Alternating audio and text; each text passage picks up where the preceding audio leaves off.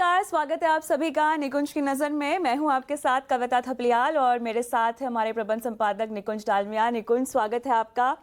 World cup खत्म हो गया, दिवाली भी खत्म हो गई, हिंदू नया वर्ष भी शुरू हो चुका है और अब सारी चर्चाएं, सारी बातें जो हैं वो ईयर एंड की ओर आ गई हैं। और ये पेशकश भी हम कुछ समय के बाद लेकर आ रहे हैं क्योंकि हमारी बहुत सारी त्योहारी प्रोग्रामिंग थी जो दर्शकों ने देखी और एंजॉय भी की। बहुत बहुत धन्यवाद तमाम प्यार के लिए। लेकिन अब क्योंकि चर्चा हो गई है कि ईयर एंड कहाँ बाजार जो है अपना लेवल दिखाएगा। हमारी जब भी बात हुई है हमने हमेशा बाजार की चाल को समझा है, उसे कंपेयर किया है। मैं चाहती हूं कि जनवरी 2023 में निकुंज हम जो बातें कर रहे थे बाजार को लेकर, भारतीय अर्थव्यवस्था को लेकर, ग्लोबल बाजारों को लेकर, जनवरी से लेकर अब तक एक समा बांध देते हैं ताकि ईयर एंड रैली किस ओर जा रही है वो समझ में आ जाए। भारत का बाजार कितना बड़ा है, कहाँ तक बड़ा है, और जो पॉलिटिकल टेंशन बीच में आ गई जिसका हमने कोई फैक्टर इन नहीं किया था। उस वक्त हमें लगा था कि ब्याज दरें उस वक्त लगा था कि 6-8 महीने में घटनी शुरू हो जाएंगी, जो कि अब और पोस्टपोन हो गई हैं। कुछ समीकरण हमें तब समझाइए ताकि हम ईयर एंड रैली को भांप पाएं, आपसे समझ पाए कि कहाँ हो सकती है। देखिए, साल की शुरुआत की अगर बात करें जनवरी जो 2023 मार्केट में क्या कंसेंसस व्यू था। कंसेंसस व्यू हमने कैसे निकाला, ब्रोकरेजेस क्या बोल रहे थे, फंड मैनेजर्स क्या बोल रहे थे, सबका यह मानना था यह साल फ्लैट रहेगा। बिल्कुल। गोल्डमैन सैक्स ने तो बोला था कि इस साल नेगेटिव रिटर्न रहेगा। स्मॉल और मिड कैप स्टॉक्स में किसी ने इस प्रकार की रैली एंटिसिपेट नहीं करी थी और ग्लोबली सबका मानना था फेड इंटरेस्ट रेट्स बढ़ाएगा जिसकी वजह से मार्केट नीचे आएगा। मगर आप देखिए क्या हुआ है, जो यूएस टेक्नोलॉजी स्टॉक्स में जो कमबैक हुआ है, भले वो आर्टिफिशियल इंटेलिजेंस की वजह से हो, भले वो चिप मैन्युफैक्चरिंग कंपनीज में हो, एक अनरियल कमबैक हुआ है। माइक्रोसॉफ्ट और एप्पल, इन दोनों कंपनीज़ को अगर मैं ऐड कर दूं, इनकी जो मार्केट कैप को मैं ऐड करूं, और ध्यान से मैं दोबारा बोलता हूं क्योंकि मैंने डेटा पढ़ा है तो मैं धीरे से बताता हूं। माइक्रोसॉफ्ट और एप्पल, दो कंपनीज़ की मार्केट कैप को आप ऐड कर दीजिए। वो मार्केट कैप एक तरफ, तराजू का पड़ला एक तरफ, मगर उसके दूसरी तरफ में अमेरिका की सारी रियल एस्टेट कंपनीज़, अमेरिका की सारी यूटिलिटी कंपनीज़, अमेरिका की सारी एनर्जी कंपनीज़, उन सबको अगर आप ऐड कर दें तो भी माइक्रोसॉफ्ट और एप्पल की जो कंबाइंड मार्केट कैप है वो उनसे नीचे रहेंगे। तो इस प्रकार की हमने देखा है कमबैक यूएस इकोनॉमी में या यूएस टेक्नोलॉजी स्टॉक्स में देखने को मिली है। ये जो कमबैक है यूएस इकोनॉमी में भी देखने को मिली है। यूएस इकोनॉमी सबसे बड़ी इकोनॉमी है, तो एक प्रकार का इंजन है वो। उस इंजन से हमें पता लग जाता है कि आप किस दिशा में जाएंगे। तो वहाँ पर 4% के आसपास जीडीपी ग्रोथ आई है, जबकि सबका मानना था ये साल सॉफ्ट लैंडिंग या रिसेशन रहेगा। तो लैंड तो आप हो ही नहीं, आप थोड़ा जो नीचे आए थे 22 के एंड में या 23 के बिगनिंग में, आप एकदम ऊंचे लेवल पर आ चुके हैं। तो ये साल सरप्राइजेस का रहा। आपने नेगेटिव बात जो बताई, फेड, अगर हम देखें अडानी जो एक प्रकार का बजट के पहले कितनी भारत के अंदर मार्केट के अंदर भैंसा आ गया था, उसके बाद आप जो पॉलिटिकल टेंशन्स की बात करें, क्रूड की बात करें, फेड की बात करें, तो मार्केट ने इस साल जो हम अंग्रेजी में कहते हैं they've manage to climb the wall of worry. मेरे हिसाब से ये small and mid cap stocks के लिए एक बेहतरीन साल रहा है। एंड अगर हम 20 साल की हिस्ट्री देखें तो मेरे हिसाब से this will be one of the best years for small and mid cap stocks. इस प्रकार की rally small and mid cap stocks में 2017-18 में आई थी, जहाँ पर स्मॉल और लार्ज कैप नीचे थे और small and mid cap stocks ऊपर गए थे। उसके बाद पहले हमने देखा था 11-12 में आई थी। तो 7-8 साल के बाद एक ऐसी रैली आई है मार्केट के अंदर जिसमें निफ्टी 7-8% ऊपर है, बैंक निफ्टी 4-5% नीचे है और small and mid cap stocks 40% के आसपास ऊपर है, 1-2% ऊपर नीचे। मगर मिड कैप एक साल के अंदर करीब 35% के आसपास ऊपर है, स्मॉल कैप रफली 35-38% ऊपर है, 1-2% ऊपर नीचे। तो एक आइसोलेटेड मार्केट रहा है। इस मार्केट के अंदर इस साल faith and participation has made money.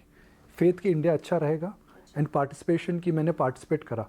वो एक ऐड आता है ना एक कोला कंपनी का, डर के आगे जीत होती है। तो आई थिंक यही प्रिंसिपल इस साल लगा है। इस साल डीमैट अकाउंट्स खुले हैं, इस साल सिप अकाउंट्स खुले हैं। तो ये जो मार्केट है इस साल फॉरेन निवेशकों ने बिकवाली करी है। तो जो मार्केट है, एक आर के लक्ष्मण की पिक्चर की जो पोर्ट्रे है कॉमन मैन की, this year really belongs to that common man, जो आर के लक्ष्मण साहब बनाई थी जिन्होंने कॉमन मैन की। This year simply belongs to the common man. और आप दलाल स्ट्रीट के बाहर आप जाएंगे तो दलाल स्ट्रीट से थोड़ा सा पहले जो बरगद का पेड़ है उससे राइट टर्न, फिर लेफ्ट टर्न, फिर राइट टर्न लीजिए तो वहाँ पर एक उन्होंने स्टैचू लगाया है, एक बुल और कॉमन मैन। तो यही एक प्रकार का साल है जहाँ पे the bull market belongs to the common man. तो साल का जो अंत है वो आप कैसा होता हुआ देख रहे हैं, क्योंकि 20,000 हम कई बार चर्चा भी कर चुके हैं क्या उसके पार हम टिकता हुआ, जाता हुआ नहीं, टिकता हुआ देख रहे हैं? तो कविता, अगर हम देखें अगले 6 हफ्ते, 5 से 6 हफ्ते में मार्केट का रुख क्या रह सकता है, तो मार्केट के अंदर अभी कोई अचानक ऐसी चीज़ हो जाए जो आज हमें पता नहीं है, हाँ। तो मैं नहीं बोल सकता हूँ। मगर जो फैक्टर्स हमें, इन्फॉर्मेशन जो हमें पता है, जो हमें आंकड़े पता है, उनको अगर मैं देखूँ तो मुझे लगता है कि अभी आखिरी बॉल पे छक्का लगना बच्चा है। अच्छा। भारत भले ही अपना आखिरी मैच हार गया हो, मगर आखिरी बॉल में बुल ने अभी छक्का नहीं लगाया है। ऐसा कैसे कह रहे हैं आपने, क्या एनालिसिस? तो देखिए, एक तो होता है कि साल के एंड में सीजनैलिटी आती है, सीजनैलिटी मुझे लगता आएगी। अब पिछले 7-8 साल का डेटा देखें। दूसरा, अगर आप देखें अक्टूबर में जब मार्केट में थोड़ी उथल पुथल हुई थी, जहाँ मार्केट में हम कहते हैं अंग्रेजी में मिड डे टर्बुलेंस हुआ था, यूएस यील्ड्स ऊपर गई थी, क्रूड $75 से $96, $93-94 हो गया था, करीब $80 से $91-92 हुआ था, वह वापस नीचे आ चुका है। यील्ड्स, यूएस यील्ड जो 5% के ऊपर गई थी, वो 4.5 के आसपास आ चुकी हैं। तो ग्लोबल मैक्रोज जो थे वो थोड़े हिल से गए थे, अब वो स्टेबल हो चुके हैं। मिड कैप स्टॉक्स के अंदर 3-4-5 दिन का बड़ा करेक्शन आ चुका है, तो वहाँ पे भी थोड़ी साफ सफाई हो चुकी है। और टिपिकली मैंने देखा है कि, क्योंकि मैं एज्यूम कर रहा हूँ कि स्टेट इलेक्शंस के जो रिजल्ट्स आने वाले हैं, शायद मार्केट उनसे बहुत चिंतित नहीं रहेगा। हमने इलेक्शंस के नतीजे अभी नहीं देखे, पर मैं एज्यूम कर रहा हूँ। तो अगर मार्केट को स्टेट इलेक्शंस के नतीजे अच्छे लगते हैं तो वो भी एक ट्रिगर पॉइंट हो सकता है। तो 3-4-5 ट्रिगर पॉइंट्स हैं कि मुझे लगता है, based on what my understanding and what my conversation with everybody else, जो बड़े जानकार हैं, उनका मानना है कि आखिरी उछाल मार्केट का, मैं कोई 10% उछाल की बात नहीं कर रहा हूँ, मैं एक ट्रेंड की बात कर रहा हूँ। इस समय मार्केट में 2 चीज़ें हैं, ट्रेंड और मोमेंटम। ट्रेंड होता है कि आप जा रहे हैं ऊपर, जो मोमेंटम है जब वो बाद में आएगा। कई बार मोमेंटम पहले आता है, ट्रेंड बाद में बनता है। इस समय ट्रेंड ऊपर की तरफ है। तो मेरी दिवाली पर नीज आई थी कविता जी, 4 साल की हैं, तो उनको मैं बच्चों से सीखते हैं, उनसे मैंने क्या सीखा, उन्होंने वापस मुझे कहानी बताई जो मैंने 4 साल में सीखी थी, कछुए और खरगोश की। और कछुए और खरगोश की तरह मार्केट चल रहा है, धीरे धीरे। तो कौन खरगोश है और कौन कछुआ है? देखिए, स्मॉल और मिड कैप स्टॉक्स के अंदर इस समय खरगोश है। खरगोश इसलिए है बिकॉज जिस तरह से वो चल रहे हैं, कहीं ना कहीं दम तोड़ेंगे वो। मगर कछुआ लार्ज कैप है, धीरे धीरे चल रहा है। मार्केट के अंदर परिवर्तन देखिए क्या हुआ है। सितंबर अक्टूबर में मार्केट 1 कदम आगे 2 कदम पीछे, 1 कदम आगे 2 कदम पीछे। अब मार्केट 1 कदम आगे ले रहा है मगर 1 कदम पीछे नहीं ले रहा है। 1 कदम फिर रुक जाता है, फिर 1 कदम फिर रुक जाता है। तो बड़ा बोरिंग लगता है, क्योंकि 3 महीने से 19,800, 19,600, 18,900, 19,800, तो आप बोलेंगे 1 महीने में भाई इतनी एनालिसिस का क्या फ़ायदा। मगर मार्केट का एक तरीका होता है। अभी लार्ज कैप स्टॉक्स कछुए की चाल पर चल रहे हैं, मगर जो रेस में हमेशा कछुआ जीतता है। बिल्कुल, लेकिन क्योंकि चुनावों का आपने जिक्र किया तो चुनावी त्यौहार की हम बात करते हैं।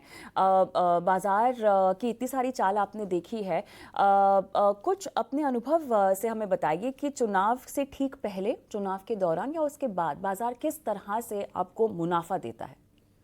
तो क्रिकेट से अगर मैं सीख लूँ तो यही है कि सेमीफाइनल का जो मैच होता है वो फाइनल की गारंटी नहीं होता है। बिल्कुल सही। तो जो भी इस समय लोग चुनाव की सेमीफाइनल बोल रहे हैं, क्या फाइनल में वही रेप्लिकेट होगा, नहीं पता। क्रिकेट से तो हमें लगता नहीं होगा। बहरहाल चुनाव की बात करते हैं, क्योंकि ये चुनाव 4 बड़े स्टेट्स के हैं, तो इसका इफेक्ट मार्केट पर ज़रूर आएगा। इसका इफेक्ट मार्केट में पर ज़्यादा नहीं आएगा।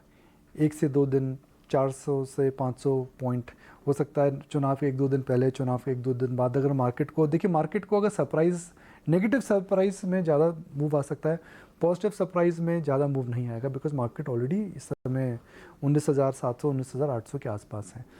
तो अगर मार्केट को ब्रेकआउट करना है तो मुझे लगता है कि चुनाव की वजह से वो 200-300 पॉइंट का मूव आ सकता है।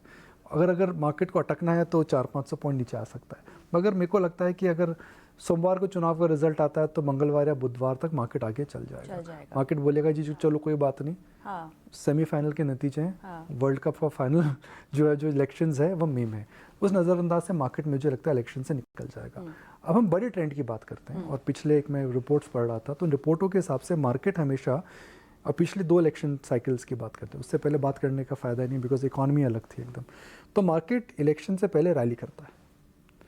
तो I will not be surprise, जो स्मार्ट मनी हम बोलते हैं, स्मार्ट मनी जिसे हम बोलते हैं भाई स्मार्ट मनी। देखिए, मार्केट में हमेशा बोलता हूँ वो हमेशा एक सुप्रीम होता है, इसमें स्मार्ट मनी हमेशा होता है, कलेक्टिव विजडम जिसे हम बोलते हैं।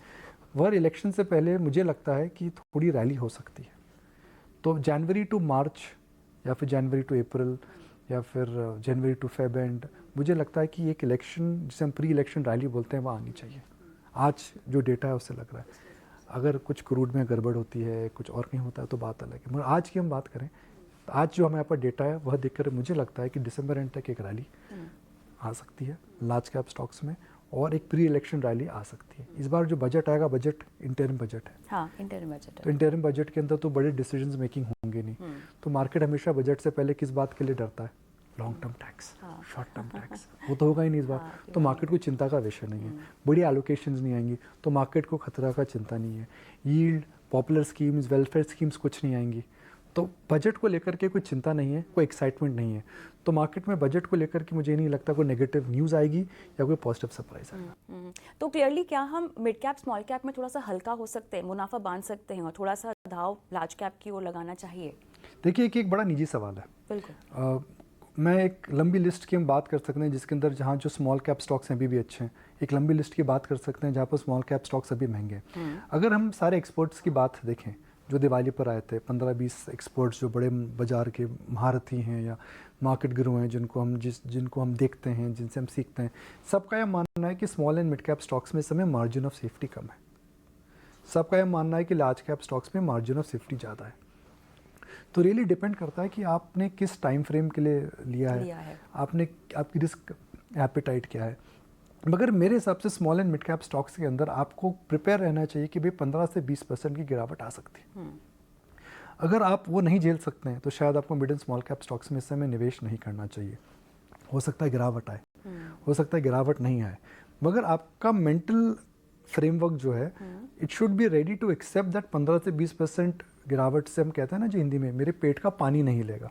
I will not gate nervous if markets fall that much. अगर मैं वह रिस्क एपेटाइट नहीं बर्दाश्त कर सकता हूँ तो फिर mid and small cap stocks में इस समय जाना थोड़ा डेंजरस हो सकता है। अक्टूबर में mid and small cap stocks में 3 दिन की गिरावट आई, उसमें कई मिड कैप स्टॉक्स 15 से 25% गिर गए। तो हुआ था, जो नहीं सहन कर पाए वो निकल गए। हम एक अंग्रेजी में कहावत करते हैं that if you can not bear the kitchen heat you will not get the meat. अगर आप कुकिंग कर रहे हैं तो आपको आँच से नहीं डरना पड़ेगा, आपको माहौल जो रहेगा गर्म रहेगा। तो mid and small cap stocks में भी वो हो रहा है। मुहावरे आप बहुत सही पकड़ के लेकर आते हैं, मज़ा आता है सुनने में। लेकिन आईपीओस की बात करते हैं क्योंकि यहाँ बहुत उत्सुकता है और बहुत समय के बाद हमने देखा है 5-6 आईपीओ एक साथ आए हुए हैं। आपकी नज़र, दिलचस्पी, एनालिसिस किसके ऊपर है? देखिए जो टाटा टेक का आईपीओ एक प्रकार का एक ऐतिहासिक आईपीओ है। ऐतिहासिक आईपीओ इसलिए बिकॉज टाटा ग्रुप का आईपीओ लास्ट टीसीएस आया था। टीसीएस के बाद एक कंपनी आ रही है। अक्सर कंपनीज पब्लिक जाती हैं बिकॉज उनको पैसे की ज़रूरत होती है, तो यहाँ तो ऐसा नहीं है। पर इससे पब्लिक जा रहे हैं बिकॉज अपने ब्रांड को बड़ा करना चाहते हैं, क्योंकि टेक्नोलॉजी कंपनीज़ हैं, बाकी टेक्नोलॉजी कंपनीज़ में अच्छे टैलेंट को ईसॉप्स मिलते हैं, इसमें ईसॉप्स नहीं है। तो बिकॉज आपको ईसॉप्स नहीं है तो आप अच्छा टैलेंट अट्रैक्ट नहीं कर पाते हो। देखिए in all technology companies and startups, more than the salary or the compensation or CTC, you are working for wealth creation. आपने मेहनत करी कंपनी में और आपको ESOPs अगर मिले और कंपनी अच्छा जाती है तो आपको उसको बहुत बेनिफिट मिलता है। इन्फोसिस का ये मॉडल है, HCL टेक का ये मॉडल है, TCS का ये मॉडल है। स्टार्टअप के अंदर तो झोली भर भर के इन्होंने सबको ESOPs दिए हैं। तो टाटा टेक नहीं कर पा रहा था बिकॉज टाटा मोटर्स की सब्सिडरी थी। अब बात करते हैं कि लिस्टिंग क्या होगी। देखिए लिस्टिंग इसी धमाकेदार होगी।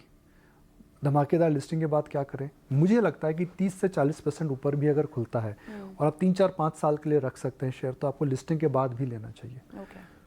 पर आप 3 से 5 साल की बात करें, टीसीएस जब पब्लिक गया था उसके बाद की अगर मैं मार्केट कैप क्रिएशन देखूं टीसीएस के अंदर, टीसीएस शायद 2004 या 5 में पब्लिक गया था। रफली 20 ईयर्स होने वाले हैं, अगले साल या उसके अगले साल 20 साल हो जाएंगे, 19-20 साल हो जाएंगे इसको। I think the stock is up more than, मैं डिविडेंड की बात नहीं कर रहा हूँ, the stock is up more than 10 times. जबकि वो जब पब्लिक गया था it was the biggest company of India in terms of IT. उस साइज पर भी उसने इतना बड़ा करा है। तो टाटा टेक जो कर रहा है बड़ा इंटरेस्टिंग काम कर रहा है। वो टेक्नोलॉजी में है, वो मैन्युफैक्चरिंग में है, वो नॉन जेएलआर बिजनेस बड़ा कर रहा है और जो आईपीओ है वो सस्ता है। और अगर हम पैरेलल्स की बात करें केपीआईटी या फिर दूसरी और आईटी कंपनीज हैं तो उससे नीचे पर आ रहा है। तो एक तो मुझे लगता है कि इसका जो वैल्यूएशन है वो सेक्टर के बराबर आएगा और उसके बाद टाटा का प्रीमियम आएगा। तो इस समय जो देखिए डीमार्ट 300-350 के आसपास पब्लिक गया था, 600 में लिस्ट हुआ 100% ऊपर, उसके बाद 6000 तक गया।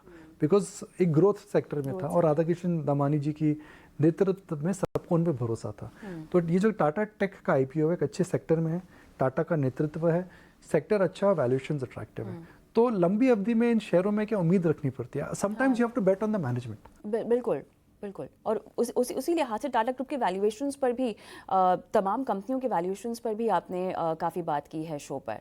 तो कविता जी ये कमाल हो रहा है और ये एक प्रकार का इंडोर्समेंट है कि जब आप मार्केट को कॉन्फिडेंस देते हैं तो मार्केट आपको कितना बेहतरीन तरीके से रिवॉर्ड करता है।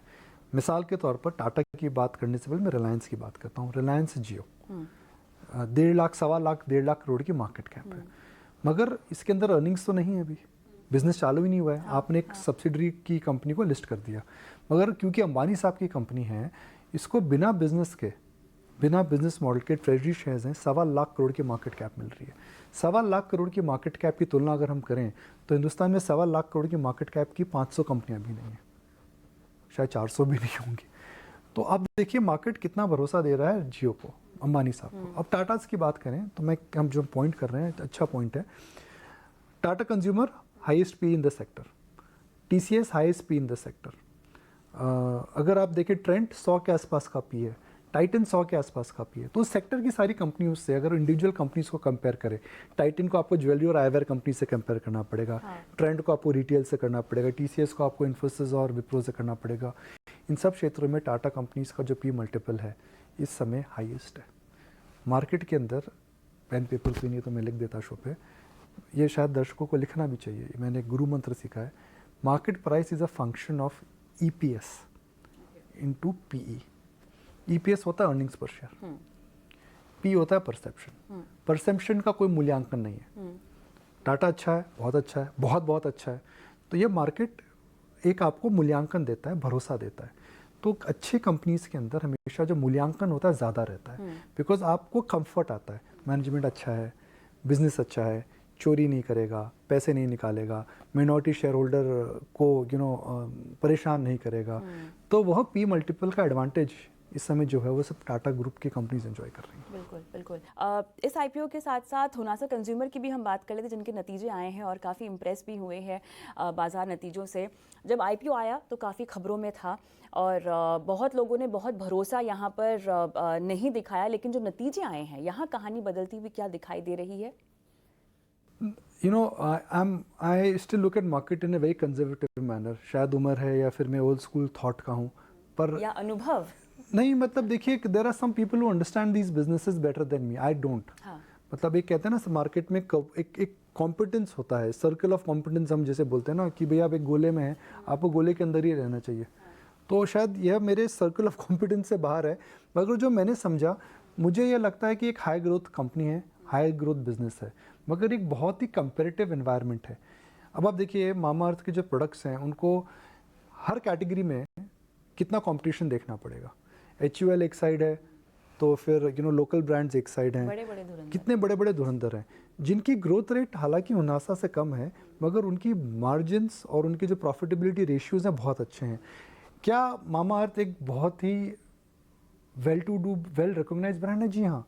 जो ब्रांड 10 साल पहले एग्जिस्ट नहीं करता था, आज हम ब्रांड से रिकॉग्नाइज करते हैं। वो हरा सफ़ेद जो इनका जो लोगो है, it really touches some important aspects of your life. I have seen the product in my house. I'm sure you must have also seen the product, somewhere.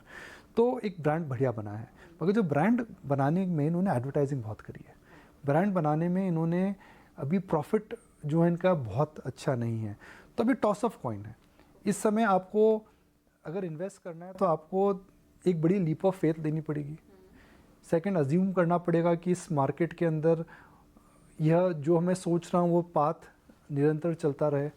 चौथा, इस मैनेजमेंट ने जिस तेज़ी से ब्रांड बनाया है उस तेज़ी से प्रॉफिट भी लाएंगे, और इस मार्केट के अंदर इनको कोई कंपटीशन हिट नहीं करेगा। मुझे याद है एक समय आया था जहाँ पर प्राइस वॉर्स हुई थी FMCG सेक्टर में। कोला की प्राइस वॉर हुई थी, डिटर्जेंट की प्राइस वॉर हुई थी, फीमेल हाइजीन में प्राइस वॉर हुई थी। तो हुनासा जिन कैटेगरीज़ में अभी वो छोटा है, मगर जहाँ बड़े लगने लग जाओगे, जो बड़े धुरंधर खान हैं, वो आप हमारे अखाड़े में आओगे तो हम आपको दलती मार देंगे। तो यह भी हो सकता है। तो स्टॉक है सरप्राइज में। IPO के समय बहुत उसमें इंटरेस्ट नहीं था, मगर क्या एक हाई ग्रोथ कंपनी है? जी हाँ। क्या ये बड़ा हो सकती है? जी हाँ। क्या सेक्टर में समय ग्रोथ दिख रही है? जी नहीं। क्या हुनासा और मामाअर्थ के कुछ प्रोडक्ट्स में ग्रोथ रहेगी? जी हाँ। मगर ये ईजी बिजनेस नहीं है। देखिए फूड डिलीवरी ईजी बिजनेस है। जोमेटो स्विगी, स्विगी मैं उसी जोमेटो, पर आ रही थी। हाँ बिल्कुल। जोमेटो स्विगी, स्विगी जोमेटो कोई बड़ा प्लेयर नहीं है। कोला के अंदर 2 प्लेयर्स हैं, कई कैटेगरी में 2 या 3, फीमेल हाइजीन के अंदर 2-3 प्लेयर्स हैं। तो कई कैटेगरीज के अंदर आपको पता है कि 2 या 3 प्लेयर्स होते हैं, जहाँ हुनासा जैसी कैटेगरी में काफ़ी मल्टीपल प्लेयर्स हैं। तो ये देखना पड़ेगा। तो इसकी कहानी क्योंकि अक्सर जब भी बात होती है तो हम लोग न्यू एज कंपनियों की बात करते हैं, जोमेटो की कई बार आप उदाहरण देकर समझाते हैं किस तरह से मूवमेंट हुई है। तो शुरुआती कहानी अगर हम देखें तो भले ही सेक्टर्स अलग अलग हों, लेकिन जो विश्वास अब इन कंपनियों पर आता हुआ दिखाई दे रहा है, क्या वो फैक्टर्स होंगे जो आप हुनासा में डेवलप होते हुए देखना चाहेंगे, जहाँ कहानी आपको लगता है कि बदल सकती है? इनका जो एडवर्टाइजिंग स्पेंड है बहुत ज़्यादा है। हाँ बिल्कुल। As percentage of total revenue I think is 35%। अच्छा। इनके जो मार्जिन है इस समय वह सिंगल डिजिट में है, क्योंकि ऑपरेटिंग लेवरेज जब आएगी तो हो सकता है वो डबल डिजिट में है। तो ये 2 चीज़ें मैं देखूंगा कि वह ऐड को कम करके प्रॉफिट बढ़ाएंगे, मगर उससे उनका मार्केट शेयर कैसे बनेगा। हमने ऐड कर करके जी मार्केट शेयर तो अपना बढ़ा लिया, मगर अब आप कैसे उसको मेंटेन करेंगे। तीसरा, आप कौन सी कैटेगरीज में जाएंगे जहाँ पर आपने नीश जो है वह आप देखिए, छोटे कैटेगरी में हाई ग्रोथ दिखाना बहुत ईजी है, मगर क्या आप इसी कैटेगरी नई कैटेगरीज में जा करके आप बड़ा हो सकते हैं। आपको याद है नायका जब पब्लिक हुआ था सबने ताली बजाई थी जोर से, एक नया बिजनेस था, कैश फ्लो बना रही थी। मगर इस साल आप नायका का परफॉर्मेंस देखिए तो नायका ने अच्छा नहीं करा है, बिकॉज नायका को अचानक रिलायंस से कंपटीशन आ गया, अचानक टाटाज की वजह से कंपटीशन आ रहा है। तो मामाअर्थ ऐसी जगह जा रहा है जहाँ पर वो दूसरों को कंपटीशन दे रहा है, मगर क्या दूसरे वापस आकर के इनको कंपटीशन देंगे? See you trying to be disruptor, but will the incumbent come and disturb you? मतलब आप एक अखाड़े में आप एक जाएंगे तो जो करंट पहलवान है, करंट पहलवान को अगर आप हिलाने का चेष्टा करेंगे तो उसने भी तो वो भी तो धोबी पलाट कर सकता है। तो वही आपको समझना पड़ेगा। और इस सेगमेंट में कोई डिस्ट्रप्टर एज सच हो नहीं सकता, बिकॉज हर वक्त कुछ ना कुछ नया आता हुआ आप देखेंगे कॉम्पिटिटर्स की तरफ से। देखिए कुछ निशेस जो ह्यूमन नीड्स हैं वो चेंज हो रही हैं। यू नो, अगर मैं एक बेसिक नीड की बात करूं तो आपने हमने तो नहीं देखा है, पर जो मैं सुनता हूँ कहता हूँ, और कई बार मैं अपने विलेज जाता था तो वहाँ पर नीम की दातुन से हम करते थे। तो वह आप हमारे fathers and forefathers used to use them, हमने कभी यूज़ नहीं करा है। उसके बाद अगर आप देखिए need of society became this dry powder, दंत मंजन जो आता था वो लिक्विड नहीं आता था, वो ट्यूब में नहीं आता था, पाउडर में आता था, वो दंत मंजन है। तो नीड ऑफ सोसाइटी हमेशा बदलती रहती है। मामाअर्थ के जो प्रोडक्ट्स हैं, क्या वो नीड ऑफ सोसाइटी को समझ पाएंगे? क्या वो कैटेगरी को समझ पाएंगे? Today I just to give you an category, sense of category, hair fall. आज से 25 साल पहले कोई हेयर फॉल की चिंता नहीं करता। हाँ जी, उम्र हो रही है, हेयर फॉल तो हो गई। हेयर वाइटनिंग हम कोई चिंता नहीं करते थे, हम सब उम्र छुपाने की चेष्टा करते हैं। आपकी बात नहीं कर रहा हूँ, अपनी बात कर रहा हूँ। पर ये सब नीड ऑफ सोसाइटीज़ नहीं थी 25-30 साल पहले। मस्कीटो रिपेलेंट, पहले मच्छर ही नहीं होते थे इतने, क्योंकि पानी हर जगह साफ रहता था। अब मच्छरदानी यूज़ करते थे, मच्छरदानी नहीं बिकती है, मस्कीटो रिपेलेंट्स बिकते हैं। तो नीड ऑफ सोसाइटी बदलती रहती है। क्या मामाअर्थ उन चीज़ों को आइडेंटिफाई कर पाएगा तो ग्रोथ अच्छी रहेगी, मगर स्टॉक सस्ता नहीं है, मल्टी बैगर नहीं होगा मेरे हिसाब से। आपके हिसाब से रियलिटी की बात करते हैं, समय भी लगभग समाप्त हो ही रहा है, जो कि रिकॉर्ड हाइस पर कारोबार कर रहा है। क्या लगता है आपको, ये पूरी थीम काफ़ी हम हर चर्चा में मेरे ख्याल से हमने रियलिटी सेक्टर पर बात की है। इंडेक्स 15 साल के हाई पर है, मगर इंडेक्स को मत देखें, बिकॉज इंडेक्स में डीएलएफ की कंपोनेंट बहुत ज़्यादा है। तो क्योंकि डीएलएफ का इतना ज़्यादा कंपोनेंट, एक डीएलएफ 100 हाथी के बराबर है। तो डीएलएफ के अंदर 10 रुपये का उछाल रियल एस्टेट के इंडेक्स का जो नैरेटिव है चेंज कर देता है। तो एक पर डीएलएफ तो अच्छा चल रहा है। और इसके बाद हम दूसरी कंपनियों की बात करें तो दूसरी कंपनीज भी अच्छा चल रही हैं। देखिए रियल एस्टेट जो साइकिल होती है वह 2-3 महीने की साइकिल नहीं होती है, यह 5 से 7 साल की साइकिल होती है। और इससे में हम देख रहे हैं कि जो चेंज है हो चुका है। रेरा की वजह से जो घटिया बिल्डर्स थे वो ख़त्म हो चुके हैं, बंद हो चुके हैं। रेरा की वजह से कंज्यूमर नाउ गेट्स एवरीथिंग आश्वासन के साथ उन्हें मिलता है। अपने सपने के घर के अंदर जो भी बिल्डर आपको प्रॉमिस करता था, भले वो लाइट हो, भले वो बाथरूम फिटिंग हो, वो एज़ पर कॉन्ट्रैक्ट उनको देना पड़ता है। आप फ्लैट बुक कराते हैं तो फ्लैट की आपको डिलीवरी नहीं मिलती तो सरकार नहीं तो कोर्ट आपको हेल्प करता है। तो रियल एस्टेट सेक्टर के डायनेमिक्स जो हैं अच्छे हो गए हैं। कम प्लेयर्स हैं, कुछ प्लेयर्स हैं, और जो प्लेयर्स हैं मार्केट शेयर को गेन कर रहे हैं। इसी को हम बोलते हैं कि the change of the society, तो चेंज ऑफ द लॉ। तो जिस सेक्टर के अंदर हाई अनसर्टिनिटी थी, हाई रिस्क था, कभी बिल्डर पैसे ले जाता था, कभी आप बिल्डर को पैसे नहीं देते थे, कभी बिल्डर आपसे पैसे लेकर के गायब हो जाता था, कोर्ट सपोर्ट नहीं करता, वो सब बदल चुका है। तो सेक्टर के अंदर काफ़ी बड़ा परिवर्तन आया है। मुझे लगता है कि आपको ऐसी कंपनीज में फोकस करना चाहिए जो स्पेशलिस्ट हैं। रियल एस्टेट हाउसिंग के अंदर 2 या 3 तरह के प्लेटफॉर्म्स होते हैं। या तो स्पेशलिस्ट कंपनीज होती हैं शहर की, कि जैसे लोडा है, उनको बॉम्बे की बहुत अच्छी समझ है, या फिर डीएलएफ है, उनको एनसीआर की या गुड़गांव की बहुत अच्छी समझ है, तो या तो उन पे बेट करें। या फिर ऐसी कंपनीज में बेट करें जो कि मल्टीपल फॉर्मेट समझती हैं। जैसे प्रेस्टीज है, बॉम्बे में है हालांकि, मगर वो उस सिटी के मल्टीपल फॉर्मेट समझती हैं। वह रियल एस्टेट में भी हैं, वो हाउसिंग में भी हैं, कमर्शियल में भी हैं, रीट्स में भी हैं, और वो इसमें भी हैं, आपके मॉल्स के अंदर है। तो या तो उन कंपनीज में निवेश करें। मेरे हिसाब से उन कंपनीज को अवॉइड करें जो ऑल इंडिया हैं, जो मल्टीपल फॉर्मेट्स में। सो इधर bet on companies which are city focus और फॉर्मेट फोकस। जाते जाते, क्योंकि हमारी कोशिश ये होती है कि हम लोगों को न सिर्फ कमाई के नुस्खे दें, बल्कि उनके खर्च और उनकी हैंड होल्डिंग पर भी थोड़ा सा ध्यान दें। और आप जब कुछ समझाते हैं तो लोग काफ़ी गंभीरता से उसको अपनी ज़िंदगी में अमल करते हैं। बात कर रही हूँ आरबीआई के लोन्स को लेके जो चिंता है, कंज्यूमर लोन्स को लेके जो चिंता है जो जाहिर हुई है, उस पर पर्सनल लोन क्या महंगे हो जाएंगे, और क्या वाकई हमें ये चिंता की बात है कि एक बबल है जो कि हमारे लिए हमारे सामने देख रहा है, हमारे सामने खड़ा है? देखिए, आरबीआई बिना डेटा के कभी कुछ नहीं करता है। So obviously Reserve Bank of India has access to data which you and me don't have access to. और रिजर्व बैंक ऑफ इंडिया जो एक ग्रोथ सेंट्रिक मैंडेट है उसका, कोविड के अंदर उन्होंने इन्फ्लेशन और ग्रोथ को प्रायोरिटाइज करा, इन्फ्लेशन को थोड़ा ढीला छोड़ा था। तो मुझे लगता है कि वह ऐसा कुछ बोल रहा है तो उसका कुछ कारण ज़रूर है। मुझे लग रहा है कि कई जगहों पर रेकलेस लेंडिंग हुई है। मुझे लग रहा है कुछ प्लेटफॉर्म्स ने आज खरीदिए कल पैसा दीजिए। You can actually buy forget a mobile phone, you can actually go and eat a food. आप एक रेस्टोरेंट के बिल को भी बाद में ईएमआई में कन्वर्ट कर सकते हैं। एक क्लिक पे हो जाता तो है। अनसिक्योर्ड लोन जो है मुझे लग रहा है कि बहुत ज़्यादा स्पीड पर बढ़ रहा है। मगर आरबीआई ने चेतावनी दे दी है। चेतावनी के बाद सब बैंकर्स ने बोला जी हम समझ रहे हैं, हम दुरुस्त हो जाएंगे। मगर अगर हकीकत की बात मैं करूं तो हकीकत में इन्होंने जो चेंजेस करे हैं, उन्होंने इकोनॉमी के जो रिस्क वेटेजेस हैं प्री कोविड कर दिए हैं। तो कोविड के पहले जो अनसिक्योर्ड लोन क्रेडिट की ग्रोथ थी, मार्केट को वो कह रहे हैं कि इकोनॉमी नॉर्मल हो गई है। देखिए, इसके पीछे थॉट क्या है? आपने रिस्क वेटेजेस कम करे, बिकॉज रिस्क वेटेजेस आपने कम करे, banks were able to lend aggressively. पर उनको अग्रेसिव लेंडिंग इसलिए करनी पड़ी बिकॉज कोविड ने इकोनॉमी को मार मारी थी, तो उन्होंने ढिलाई छोड़ दी। ढिलाई छोड़ी तो आप ढिलाई की वजह से इकोनॉमी नॉर्मल हो गई। मगर अब तो इकोनॉमी नॉर्मल है, कोविड ख़त्म है, कोविड का असर ख़त्म 1.5-2 साल हो गया।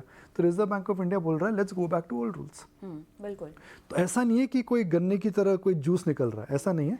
मगर जो थोड़ी सी पतंग में जो लगाम दी जाती है ना जी, अगर आप लगाम को अगर खींच लिए नहीं खींचेंगे तो पतंग आप ही काट लेगा कोई। हाँ। तो मेरे साथ कती पतंग होने से पहले रिजर्व बैंक ऑफ इंडिया ने पतंग को थोड़ी चक्री में धागा बांध दिया। बिल्कुल बिल्कुल। और अगर आप भी इसी लोन के चक्कर में हैं तो लोन अगर ले रहे हैं तो अपनी रीपेमेंट स्ट्रैटेजी पर ज़रूर आपको काम करने की ज़रूरत है। समय मेरे पास ख़त्म हो गया, लेकिन सवाल बहुत है जो कि मैं पूछूंगी निकुंज से अगली पेशकश में। बहुत बहुत धन्यवाद आपका। और मुझे भी इजाज़त दें, और लगातार सोशल मीडिया पर भी हमें देखते रहिए, अपने सवाल भी भेजते रहिए। नमस्कार।